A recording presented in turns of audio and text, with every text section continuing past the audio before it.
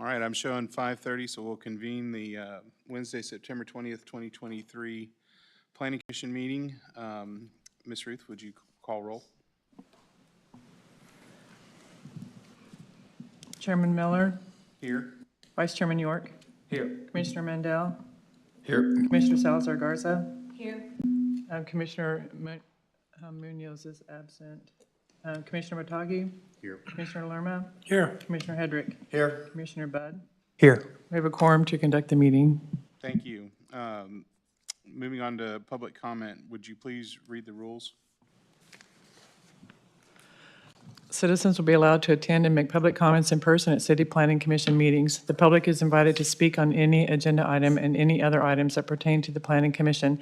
Comments are limited to 3 minutes. If you choose to speak during this period, you will not be allowed to speak again when the specific item is being considered in order of the agenda. Is anybody present that would like to speak on any items not on the agenda? I see none, and I will close the public comment. Moving on to the approval of absences, we have none. Moving on to the approval of minutes. Make a motion that we approve the minutes from the 9/6/23 meeting. I'll second. We have a motion and a second. All those in favor say aye. Aye. Any opposed, same sign. Moving on to consent public hearing, discussion possible actions, items A, B, and C, and Commissioner Hedrick will be abstaining from items 5 through 10, so I would request that you read those in first.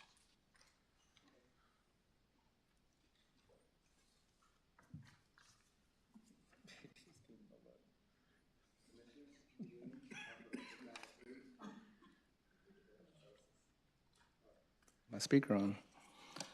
Okay.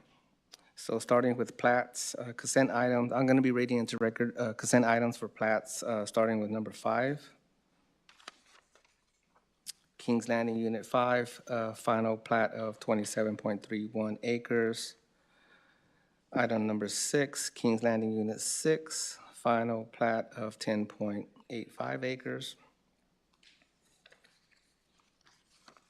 Item number 7, Kings Landing Unit 7, final plat of 16.61 acres. And item number 8, Kings Landing Unit 8, final plat of 13.59 acres. Continue with number 9, Kings Landing Unit 9, final plat of 24.85 acres. Item number 10, Kings Landing Unit 10, final plat of 24.69 acres. The plats are located north of FM 43 and west of County Road 33. They are meeting the Technical Review Committee comments and the Texas Local Government Code, and staff recommends approval on these 5 plats. Thank you. Commissioners, do any of you have any questions or comments for staff on items 5 through 10? Actually, 6. I see none, so I will open up the public hearing on items 5 through 10. Would anybody like to speak on any of these items? I see none, so I'll close the public hearing and entertain a motion. I'll make a motion and a comment. Whoever and staff that was OCD and lined up the units in Kings Landing with the agenda items, I appreciated that. I'll make a motion we approve items 5 through 10 as presented. Commissioner Mandel, a second. Sorry. I have a motion and a second. All those in favor say aye.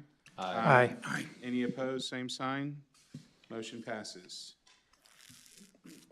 Mr. Hedrick, you may rejoin the commission.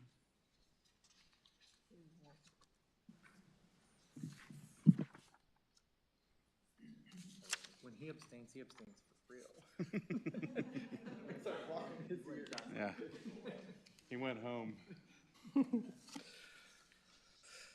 Okay, moving on to consent public hearing, items A, B, and C, items number 2 through 4, and 11, and 12, and 13. And, yeah, that's, and 14. Okay.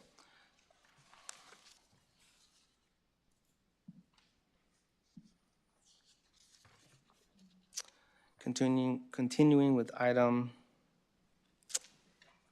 plats, item 2, Graham Estates, final plat of 20 acres.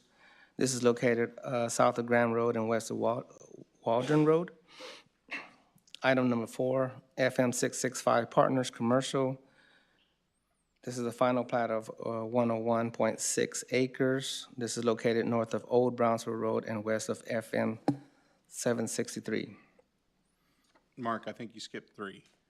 Okay, I heard you only say 2 and 4. Okay, going back to number 3. Item 3 on plats, Cairo de Oso subdivision, Section 4, Block 3, lots 11A and 11B. This is a replat of .706 acres. This is located at 3158 Anchorage Drive, east of Oso Parkway. Item number 11, Wheeling Track, Unit 2, Block 1, Lot 20R, replat of 1.98 acres located north of Leopard Street and east of High Star Drive. These plats are meeting the TRC comments and the Texas Local Government Code, and staff does recommend approval on these plats. Any questions at this time? Any questions for staff? All right. I will open up the public hearing on items 2, 3, 4, 11, and 11. Is it, sorry, what? If anybody does anybody have any comments on items 2, 3, 4, and 11? I see none. I will close the public hearing and entertain a motion. Motion to approve items 2, 3, 4, and 11 as presented. We have a motion. Do we have a second? We have a motion and a second. All those in favor say aye. Aye. Any opposed, same sign. Motion passes. Moving on to time extensions. Time extensions, item number 12. This is our first request for a 12-month time extension for the plat of Bridges Mills Village, Unit 3. It's a final plat of 12.9 acres. It's located north of Saratoga Boulevard and east of Castores Road. Item number 13 is a 12-month time extension. Oh, this is the second request for a 12-month time extension. This is for Caroline Heights, Unit 1, final plat of 18.72 acres, located south of FM 2444 and east of County Road 43. Staff does recommend approval for both of these items. Thank you, Mark. Commissioners, any questions for staff on items 12 and 13? I see none. I'll open up the public hearing on items 12 and 13. Any comments? I see none. I'll entertain a motion. Make a motion that we approve items number 12 and 13 as submitted. Second. We have a motion and a second. All those in favor say aye. Aye. Any opposed, same sign. Motion passes. C, new zoning. New zoning, item 14. This is a zoning case for Superior H&H Development LLC. This is an ordinance rezoning a property at or near the southwest corner of County Road 22 and County Road 49 from the FR Farm Rural District established upon annexation to the RS 15 Single Family 15 District. Staff recommends approval for this item. Does any commissioners have any questions for staff on items number 14? I have a couple of questions. Just retraining my brain about zoning prior to annexation. Is that normal, that process to request a zoning change prior to request for annexation? Elena Buendeo, Development Services, for the record. So your annexation happens for a council action only. To get ahead of that train, we do the Planning Commission recommendation, but we are in coordination with the Planning Department so that all of these items will go to council at the same time.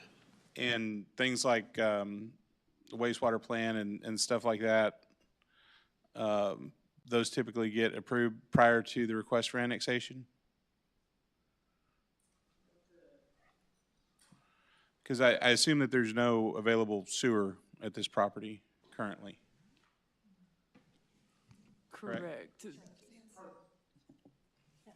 wastewater plan does not extend to that property. Right, currently. So currently, that is correct. So But they're they asking- will be doing septic. But they're asking for an RS-15 designation. That's correct, but their plat is for half-acre lots, so it would meet the requirement. RS-15 is just the minimum has to be 15,000 square feet, but they're platting half-acre lots Okay. in this instance. And the reason for that being to give them flexibility, should sewer be extended out there in the future, or? Well, that's the zoning that they requested, and we've felt it was compatible with the adjoining area, so. Okay. All right, just seemed strange, Right. yeah. If they were to plat smaller, then they would not be able to do the septic. So they, that'll basically be done through the platting, Okay, right? all right. Well, if there's no other comments for staff, I'll open up the public hearing on item number 14. If anybody would like to speak on that, I see none. Close the public hearing and entertain a motion. Motion, we approve item 14 as presented. Second. We have a motion and a second. All those in favor say aye. Aye. Any opposed? Same sign. Motion passes. Moving on to the legislative update.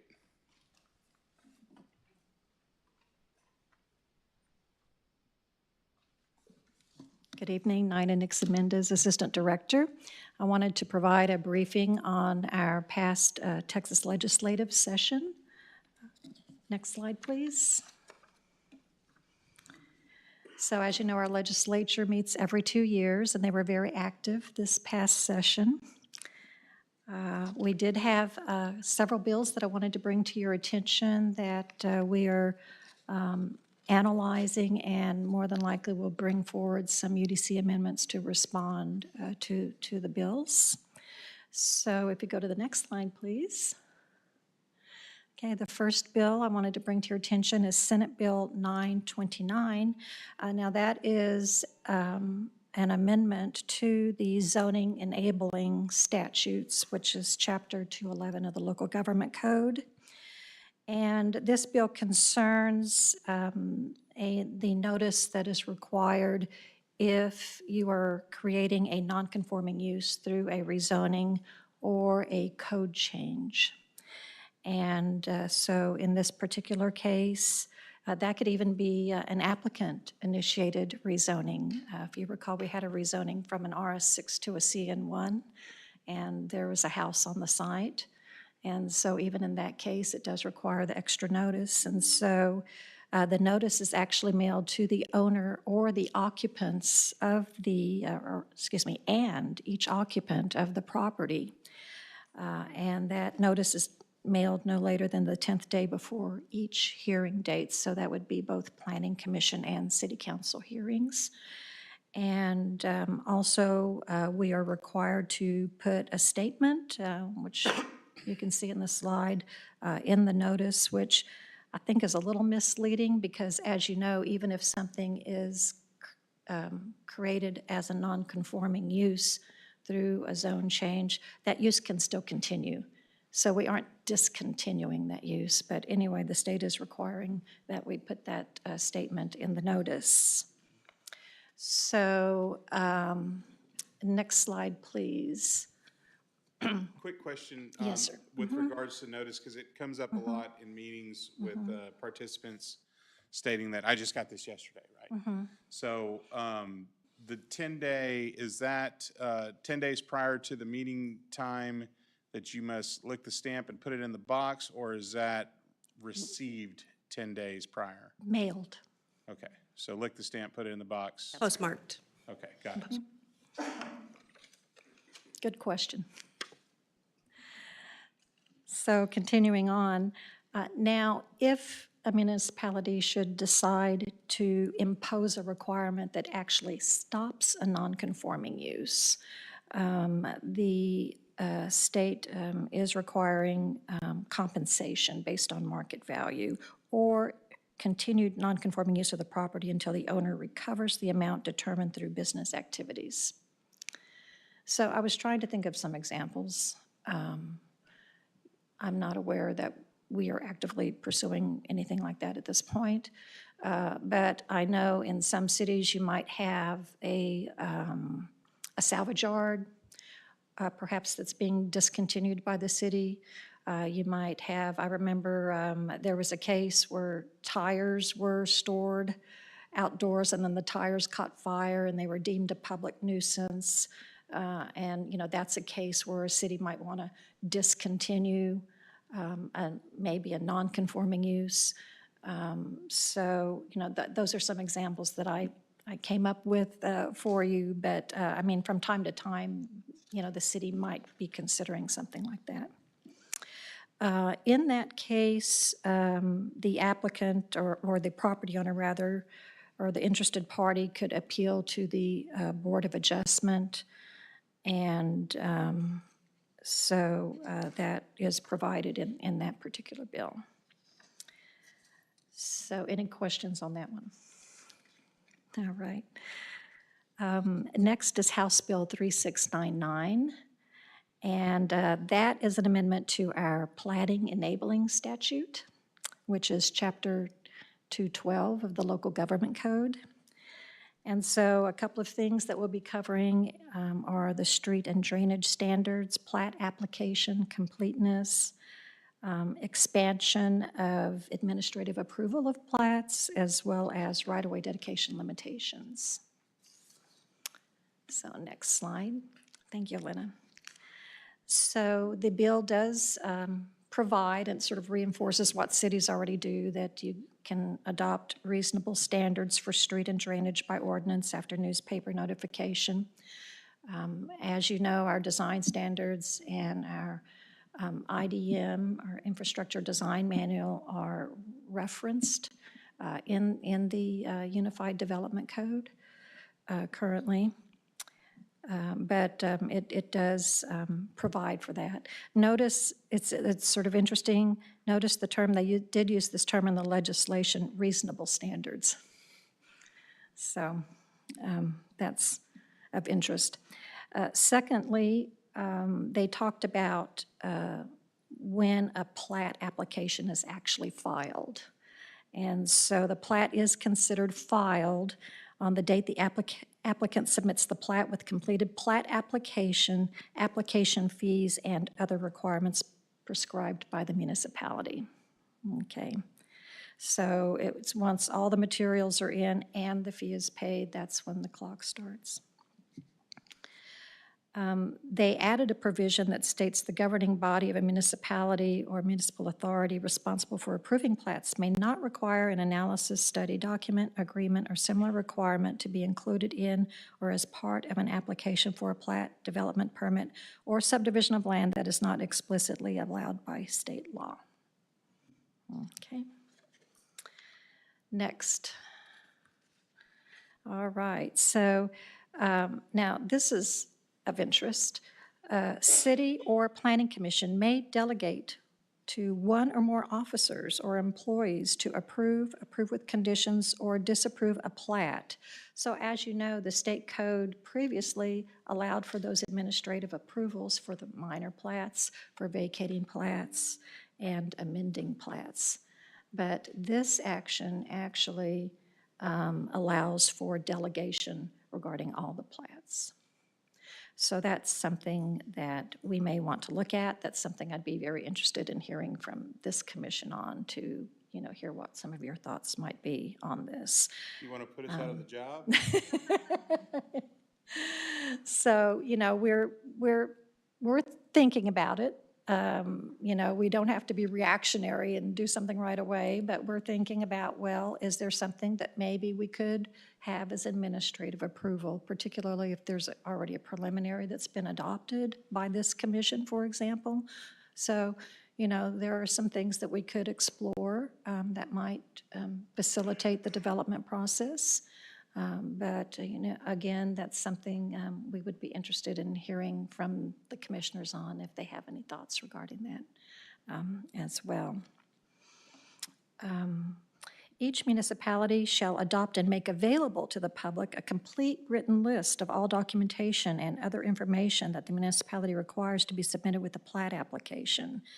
and that the city continuously maintain the list on the internet not later than the 30th day after the date the municipality adopts or amends the list. So we have our list, it's on our plat application, but now we do need to bring that forward for council adoption, so that will at least be one upcoming amendment. But we do have our applications, available on our website. But we want to go ahead and ensure that we comply with that provision.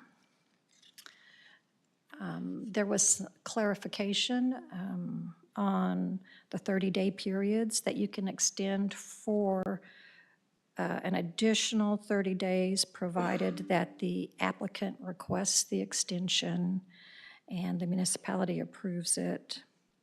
So again, that was just a clarification there. So this one is interesting. Municipality may not require dedication of land within a subdivision for a future street alley that is not intended by the owner of the tract and not included, funded, and approved in a CIP adopted by municipality or similar plan adopted by county. Now, this provision addresses right-of-way dedication. But you still have to build your street, right, to be in accordance with the plan. So when you place this provision in the context of what is to be considered in approving plats, we still have the general approvals where it's consistent with our comprehensive plans. It's consistent with any plans related to our transportation system, right? Consistent with, our connectivity provisions. So, all of that remains in place. What this is concerning is right-of-way dedication. So the Unified Development Code does require that the developer build up to a C1 residential collector. So that requires the 60-foot right-of-way, okay? But let's say, for example, on the urban transportation plan, a secondary arterial is designated, which requires 100 feet of right-of-way. Well, in this instance, we would not be able to require that right-of-way beyond that 60 feet. Okay? Does that make sense? Can you clarify that? You're saying if they have an arterial, they could get away with just dedicating 60 instead of 100? That is correct. Unless it's funded already? That's correct, unless it's on a CIP. Interesting.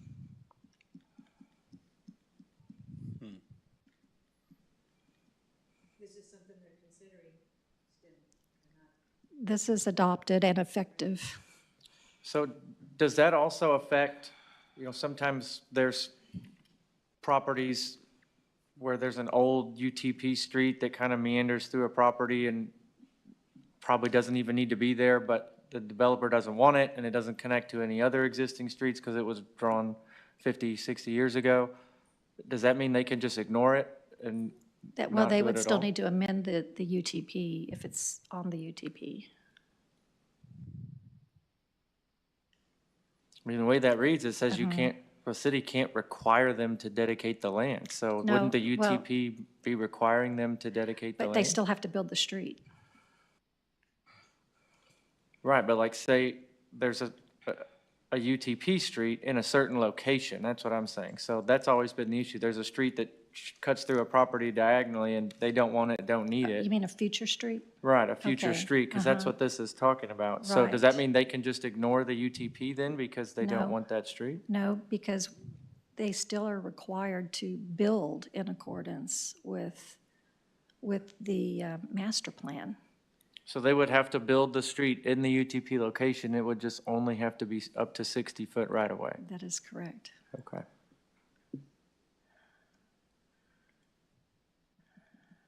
Interesting. Okay, next.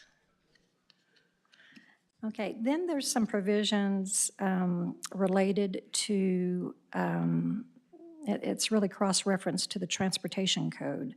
The municipality may not refuse to review a plat or to approve a plat for recordation for failure to identify a corridor unless the corridor is part of an agreement between TxDOT. TxDOT and counties oftentimes enter into agreements to plan corridors, designate corridors, et cetera. And so that's what this provision is concerning. And then finally, if municipality fails to approve a plat that meets the requirements, the owner may bring action in district court. And again, this was effective September 1. And then the next bill is House Bill 14, and that amends Chapter 247 of the Local Government Code. And this concerns third-party review inspection. So there is language related to the ability of an applicant, if the permit that's submitted has not been approved, conditionally approved, or disapproved by the 15th date after the date prescribed for approval, the applicant would have the option of a third-party review, and it provides some criteria related to that that's in the slide here. And then it's the same with the next slide with respect to inspections. So, and again, there's criteria related to a third party who could come in and inspect. And so the third party, once they submit their document, well, they have to submit it not later than the 15th day after the day, the city would need to review the document. I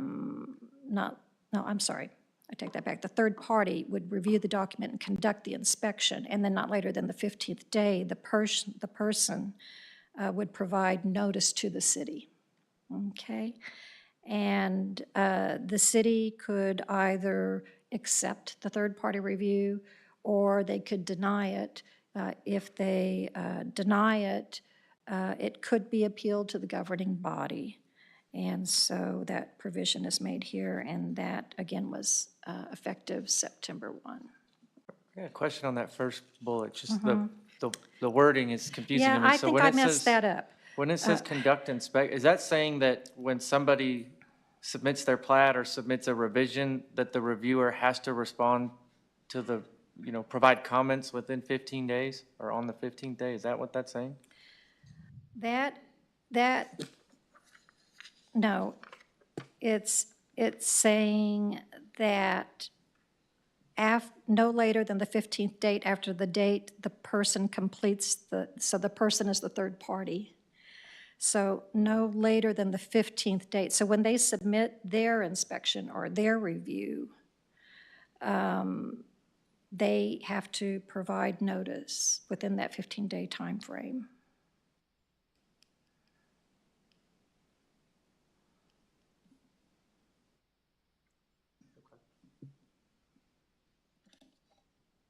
Any questions on that? So we're going to continue to look at these, and we'll be bringing forward, at least I can see 1 or 2 amendments to the Unified Development Code. So back to the administrative review of plats. Currently, from an administrative standpoint, you have the authority to approve sidewalk waivers, right? No, well, the Planning Commission approves those. But I thought a couple of years ago. There are some administrative exceptions, Right. but if it falls outside of those administrative exceptions, that would come to this commission. Exactly, yeah. So absent of those exceptions. And lot line adjustments, correct? We have, there's like a 10% rule that we can, That you can do Enforce. without coming to planning commission. that is correct. And then, and what else? If it's a replat of less than 4 lots, I think, right? Then you can administratively approve. Right, Combining. a minor plat Right, and an amending plat and a vacating plat are done administratively.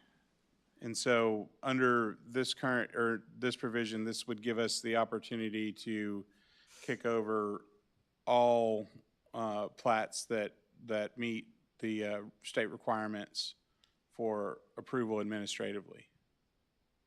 Yes. Okay. I don't like it. Does that only apply to final plats? No, it doesn't. It So doesn't. master preliminaries, everything It could be doesn't- administratively it- approved?